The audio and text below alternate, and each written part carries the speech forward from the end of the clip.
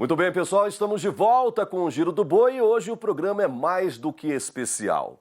A gente quer que você entenda que mesmo apesar de todas as dificuldades, todos os empecilhos, todos os percalços que a vida nos proporciona, quando a gente menos espera, seja no ambiente familiar, seja no trabalho, isso não é nada diante da capacidade única que temos de superação.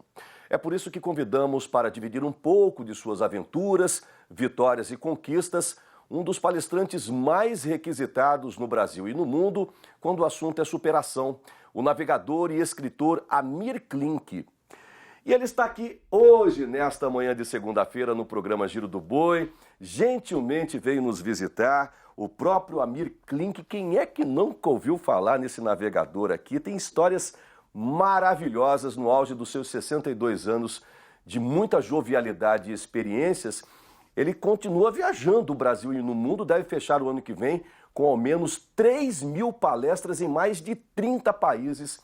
É uma das palestras, como eu disse, mais requisitadas no Brasil e no mundo. Amir, muito obrigado por ter vindo nos visitar nesse começo de semana, trazendo aí todo um pouquinho das suas experiências de superação, porque a vida a gente tem que superá-la todos os dias, né, Amir? Todo dia começa do escuro, vai até o escuro.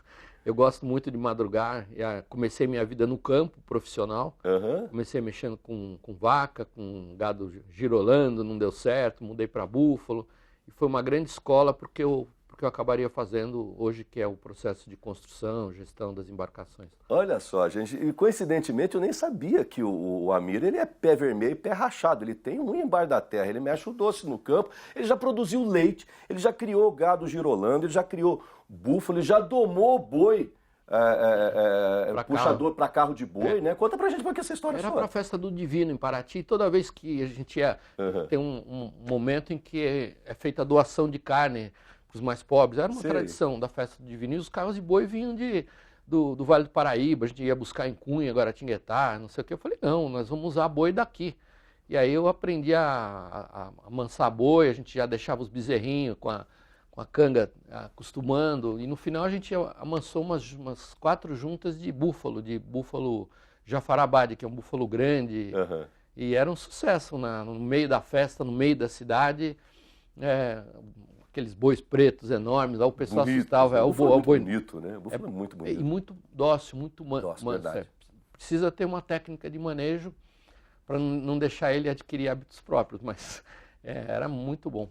Ah, que legal, que legal. Bom, gente, tem algumas, na verdade o site do Amir Klink, daqui a pouco a gente vai mostrar para você, você pode entrar lá, é um dos sites mais lindos que eu já vi na minha vida, lá você consegue conhecer um pouco a história de todas as aventuras dele. Para quem não sabe, o Amir Klink é um navegador mais conhecido no Brasil e talvez no mundo, né? Um dos maiores ao menos, porque ele passou as maiores dificuldades navegando pelos 7 mares, como a gente costuma dizer, por todos os mares, e passou por dificuldades que a gente passa no cotidiano, por isso que a gente resolveu trazer ele aqui. Vai colocando um pouquinho as imagens antigas do Amir. Você não nasceu no Brasil, é isso? Não, nasci em São Você Paulo. Você nasceu em São Paulo, mas a sua vida toda foi lá em Paraty, no litoral sul do Rio de Janeiro. Isso.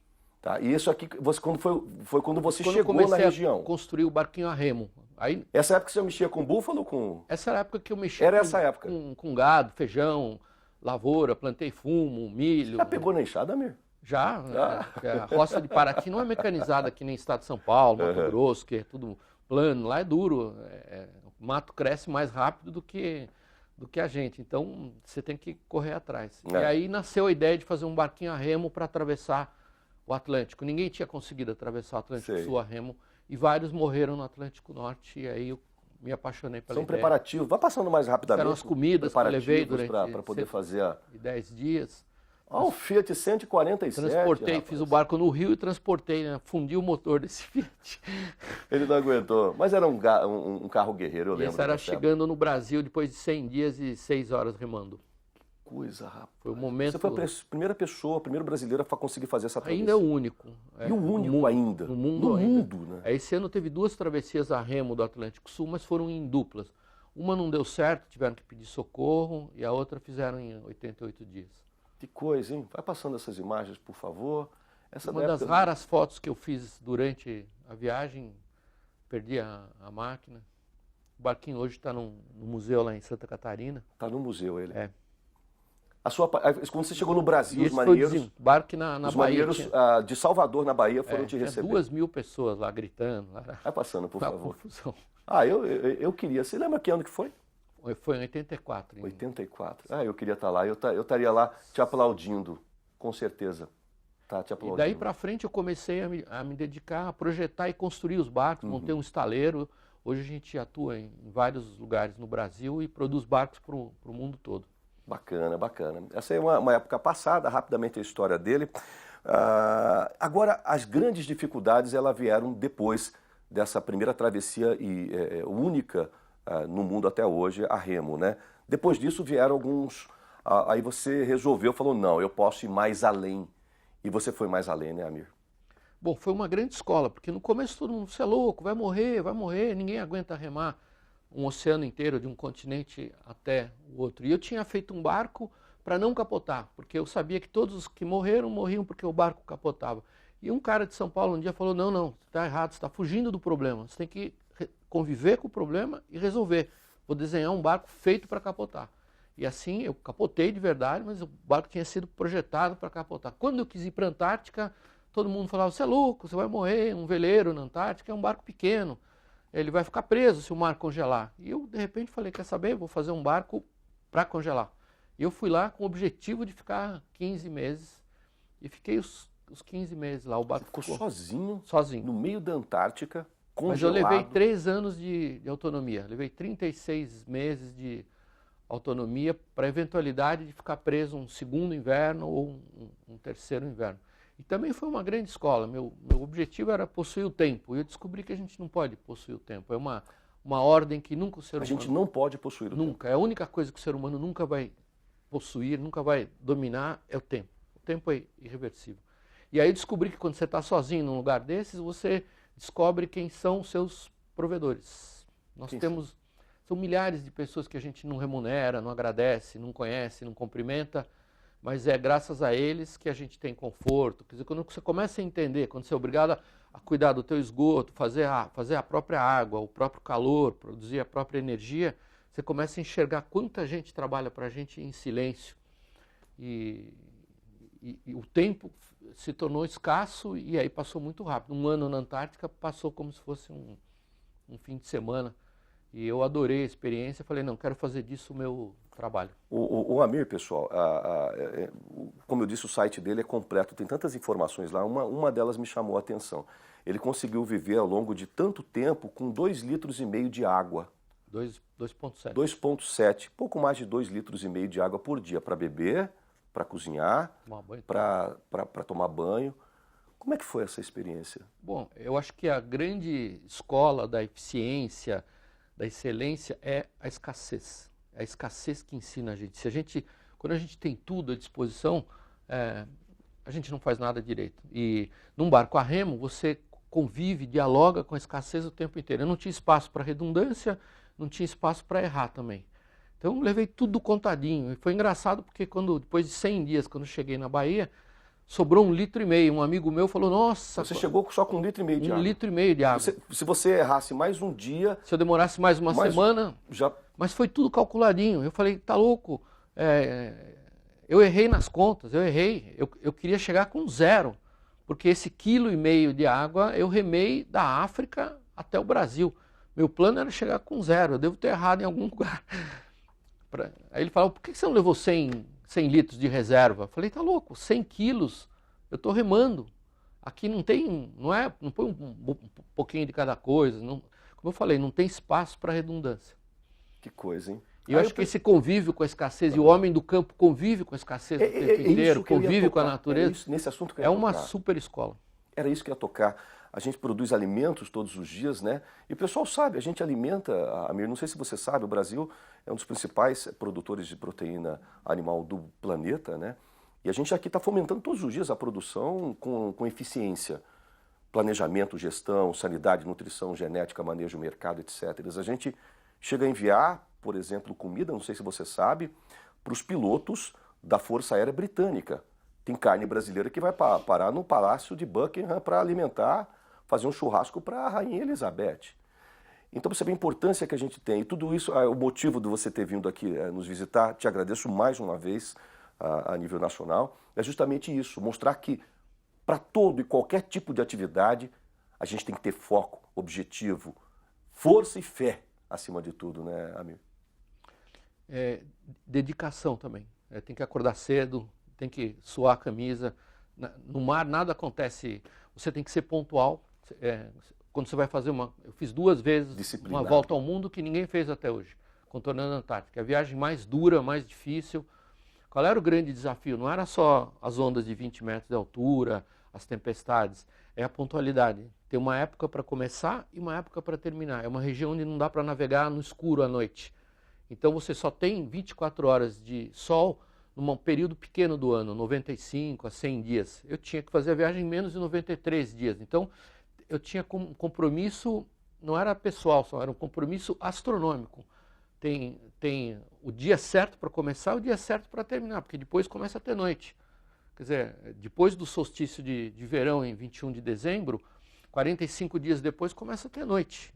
E você não pode navegar num campo de gelo à noite. O radar não lê gelo entre as ondas, no meio de ondas grandes. Então, assim, eu fui aprendendo com o tempo a entender os compromissos astronômicos que a gente tem com o meio, com o espaço em que a gente habita. E, infelizmente, isso é uma coisa que a gente não aprende na escola, na faculdade. Hoje a gente vive num mundo, a gente tem geladeira que deseduca a gente terrivelmente, a gente não sabe as estações das frutas, não sabe o trabalho que dá para ter alimento em casa. O pecuarista, por exemplo, que está nos assistindo agora, nesse exato momento, está tendo uma surpresa. Era para começar a chover bastante na fazenda dele já há 2 meses atrás, e a chuva só está começando a firmar agora. Então, é todo um planejamento que ele tem que mudar ao longo do tempo, e que se ele tomar uma decisão inassertiva, ele pode colocar em risco o negócio dele. E a navegação, ela te ensinou isso também, e isso é facilmente aplicável na nossa atividade agropecuária, né, amigo? Eu aprendi muito também com o olhar simples. Quando eu comecei a mexer com gado em Paraty, Paraty não é Ribeirão Preto, não é Mato Grosso do Sul, tudo é muito precário, quer dizer, é uma tradição muito antiga. A gente não tinha dinheiro para fazer um curral de IP, a gente começou a trabalhar com bambu. Então bambu é flexível, o búfalo é danado, ele põe a cabeça embaixo de uma cerca e levanta 5 fios de arame. A gente começou a fazer cerca com bambu. Eu adorei o conceito, depois eu levei isso para os barcos. O Paraty 2 hoje é considerado o veleiro mais moderno do mundo, apesar de ter 14 anos. O conceito dos mastros que a gente usa veio do bambu. Claro, a gente não faz em bambu, a gente faz em fibra de carbono. Sim. Mas o conceito, falei, eu não quero um mastro com 17 cabos de aço. A aviação abandonou o estaiamento com Santos Dumont, com Demoiselle, já não tinha mais estaiamento. Já era flexibilidade do bambu. Hoje a gente tem compósitos incríveis, fibra de carbono, mas o olhar simples é que é. Então o Paraty 2 é um barco, eu não tenho motor marítimo lá, eu não marinizei os motores. Eu troco calor por convecção, eu construo o casco em alumínio. Para que eu vou pagar 4 vezes o motor de um trator ou de um caminhão, quando o motor é marítimo, da Volvo, da Mercedes? Não, eu pego o motor do caminhão, do trator e faço a troca de calor por convecção no casco. Elimino mufla, trocador de calor, sistema primário, secundário, água salgada. Meu motor não vê água salgada. O simples também é bom, ou seja, o bom ele é inimigo do ótimo? A gente faz simples, muito simples, mas tão simples que se torna extremamente confiável. Isso dá para aplicar na minha fazenda, dá, no dia a dia? Tudo você pode simplificar. Você pode agir de acordo com a natureza em vez de agir contra. Sim, claro. Mas precisa ter muita sensibilidade, tem que ter muita humildade de observar os fenômenos, de saber qual é o momento certo. Como eu disse, precisa ter muita dedicação e uma atitude cooperativa. A gente vive num mundo hoje onde há um individualismo muito grande, cada um quer fazer do seu jeito, a gente ficou pouco tolerante, e eu acho que a vida no campo me ensinou a ser mais tolerante, aprender a fazer junto é importante, é difícil fazer junto, Em grupo é complicado também. E eu gosto de fazer bem feito. Bem feito não é fazer luxuoso, sofisticado. Bem feito é fazer funcional, eficiente. Algum momento na sua vida, ao longo dos 62 anos, você pensou em desistir? Várias vezes eu tive que decidir se ia desistir ou não. Eu quase desisti da primeira volta ao mundo, depois eu percebi aonde que eu estava errando. Aliás, quem me fez perceber foi minha mulher. Ela falou, Amir, para você terminar essa volta ao mundo, você não tem que fugir do mau tempo ou andar o mais rápido possível. Você tem que andar o maior tempo possível dentro das tempestades, só que do lado direito. Uma tempestade é uma formação ciclônica. Tem um centro de baixa pressão e em volta o vento circula. Você tem que ficar do lado que te interessa do vento. No hemisfério sul, os anticiclones, o lado onde o vento é oeste é o lado esquerdo. Então eu tinha que andar junto com as tempestades. Eu virei um caçador de tempestades. Eu só ia andando atrás do mau tempo. O perigo da viagem qual era? As calmarias. Durante as calmarias o barco para, minha média cai, e aí eu não ia conseguir completar a viagem no tempo. Eu quase desisti na Austrália. E aí comecei quando mudei a estratégia, acabei terminando a viagem 5 dias antes do previsto.